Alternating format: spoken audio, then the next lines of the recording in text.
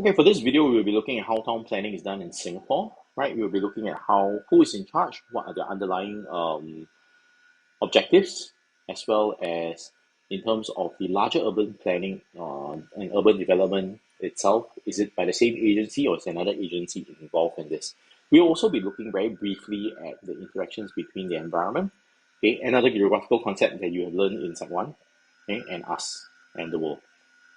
So urban planning within towns itself, there is one government agency in charge of this within the town, which is residential planning. Right, that is HDB, the Housing Development Board of Singapore.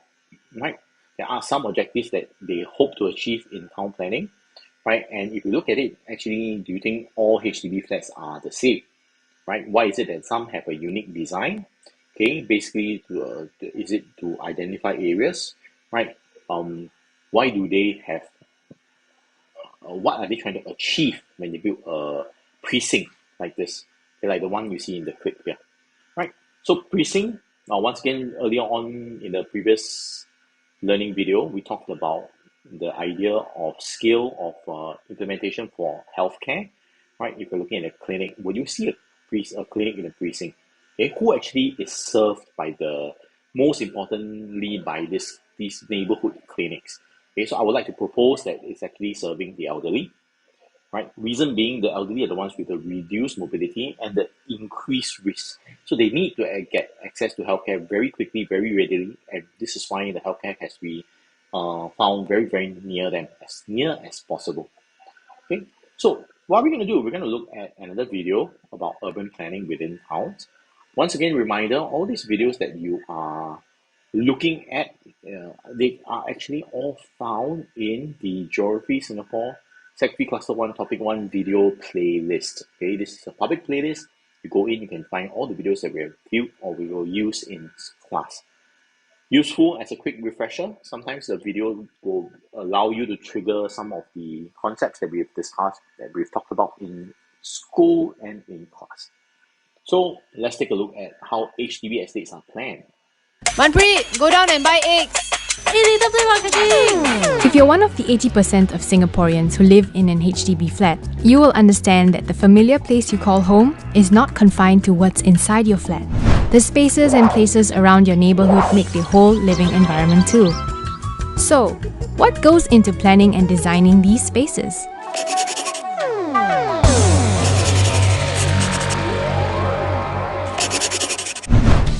This is Joel. He's a senior planner at HDB, which basically means that I plan and coordinate what goes where in a HDB town. Some of my friends have asked me if my job is like playing a sim city. It's definitely much more complex than that. HDB towns are comprehensively planned with a full range of amenities to meet daily needs.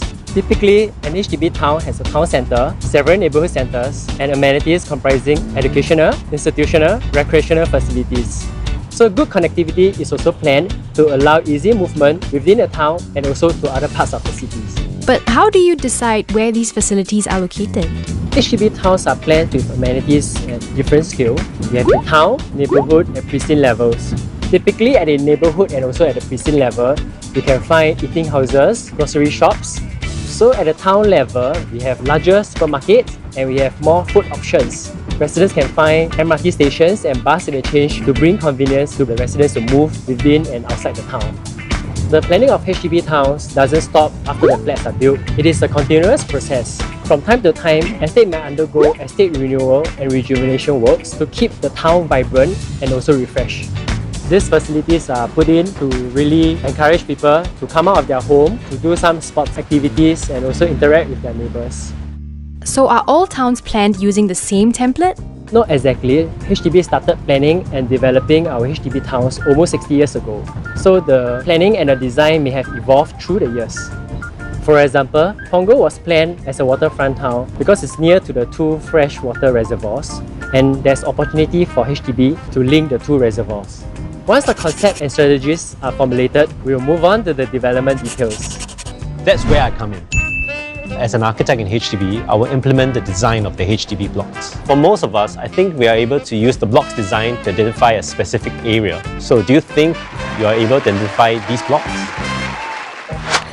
Ang Mo Kio Avenue 1, opposite Bishan Park. Potong Pasir. I think it's like Bukit Big Y. Is it? So I know this one is Tampines, the Don't Worry Be Happy, the variety show. This one, This one this one is Duxton.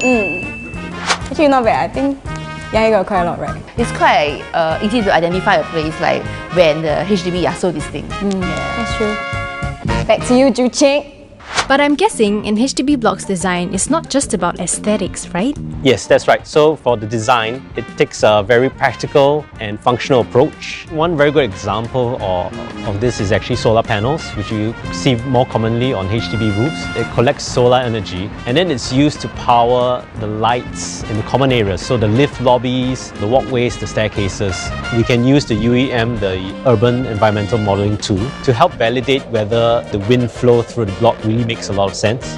When it's more comfortable, then you don't have to rely on perhaps maybe the ceiling fan or even less on the aircon. To everyone, that would then equate to reduced utility bills. You may not notice, but there are different types of playgrounds. A younger child will probably need something shorter and smaller, like a rocker. For older children, you will see equipment like jungle gyms. For the placement of playgrounds, we do take into account where the possible shady spots are and where to avoid for the hot spots. For HDB, because it's designed for a lot of people, so we always have different issues and concerns with every project. At the end of the day, the solution benefits someone, and I think that's what gives me the satisfaction that I'm doing something for people.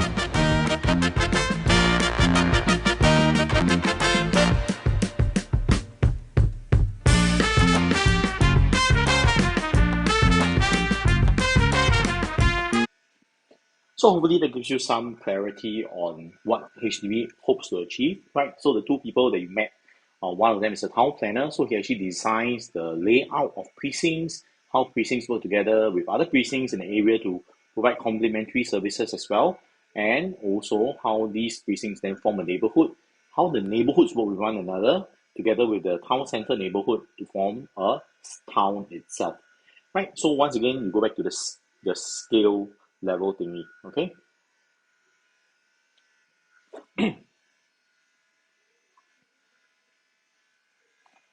Now in Singapore, right, when we are looking at the planning of our town, you need to remember that it's not only about residential space or leisure spaces alone.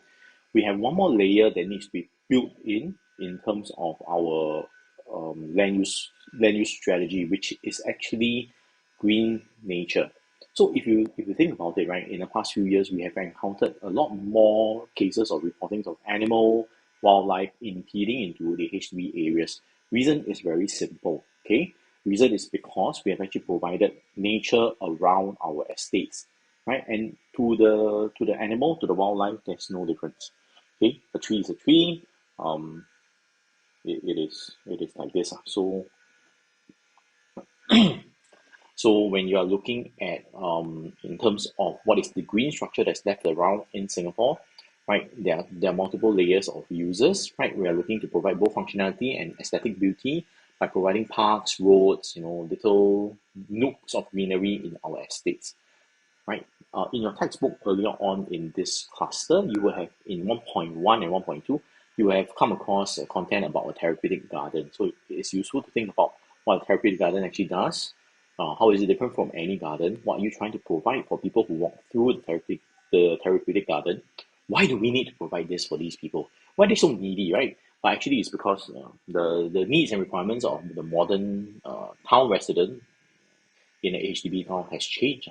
So your needs are very different from when your grandparents first moved into the very early HDB towns. So if you think back to the very old towns now, right, what they used to be, what they used to provide versus what we have now in our HDB BTOs, it is a very stark difference. Now, what about urban planning at a larger level? What are then urban planners supposed to do? They are looking beyond at a larger scale, the nationwide land use planning already. So for them, right, they are looking at not specifically within the township, within the neighborhood, okay, within the precinct. They're looking at synergy, how all these things can work together so you can reinforce one another. Why would I place all the junior colleges in, not all, but many of the junior colleges in the central region of Singapore? Why? Because of the travel patterns, right? Because junior college students can travel. So it doesn't really matter if I put them in a place where there isn't a lot of housing. right? They will travel. They will travel for a junior college. Okay, remember the example that I spoke of in class about moving Raffles to Tuas. People will still travel for Raffles, right? For RJC. Okay, so but you wouldn't do that if you have proper urban planning. You will look at optimizing how to move some of the more polluting industrial components away from us. Okay, now if you have a chance to visit URA, it's next to Maxwell Food Centre near Chinatown. Right, URA actually has a very active display gallery which shows you our current and previous archive mapping of land use. Okay, the land use mapping is actually done for 50-year period of time. It's actually not done every 50 years. It's continually being updated and upgraded, but they're looking at what they want to see in 50 years' time. So that idea keeps changing and they keep modifying old places into new spaces.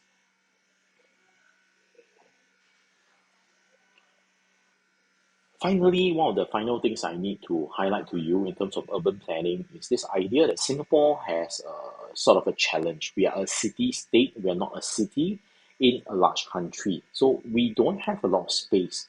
There's only that much land, although we all realize that land reclamation is a possibility. Endless land reclamation is not a possibility. So it's not something we can do continually. And what is the result of that? The result is very simply, you have to figure out where you're going to put certain items, certain less desirable items. So what you see here in the picture here is a Senoko power plant. It is a trash incineration plant that produces electricity for the Singapore power grid. Now, electricity aside, right? When you are doing this kind of incineration, there are going to be emissions. Let's put it this way: there are going to be emissions. Senoko has come out repeatedly to I won't say placate, but to let the people know that they have done their very best and the emissions level is actually very low. But low is not zero. So why can't we move this elsewhere? Okay, ideally in the best case situation, this would in a larger country be located away from where people live. Unfortunately, because of how small we really are, Senoko Waste Energy Plant is actually very near Sembawang, very near Woodlands. Okay, so when they are doing this, the nature in the area, the residents in the area will definitely have to endure some higher level of pollution. Similarly, if you live in the extreme western part of Singapore, near the Tuas and Jurong heavy industry areas where there is offshore oil refineries and heavy industry chemical plants, your risk of having exposure to pollution and all this is a lot higher. Is it really there? Well, the data out seems to indicate that there isn't significant levels. But if you could, I would suggest you don't live in those areas. Okay, right? Consequently, the residential housing prices in those areas also show less cost and less demand. So these are some of the things that we have to remember. Singapore really has not a lot of land, and that really impacts our ability to maneuver around this idea of land use. So with that, we've come to the end of cluster 1, topic 1.4, where we're looking at spatial patterns and neighborhoods in Singapore. Right? So take time, go back to the channel and look at the playlist, use the videos to do a quick revision. Okay, not only the learning videos, but the stimulus videos and all the content videos that you find inside here. Okay, also a gentle reminder, your textbook is not your main source of information. The SLS IDT, okay, the term is IDT, Interactive Digital Textbook, the one that looks like the end of topic 1, this imagery here, right? Those are to be used together with the textbook. Okay, so together they form the total amount of content you need to know. Okay, so with that, I will end the video here. Have a good day ahead.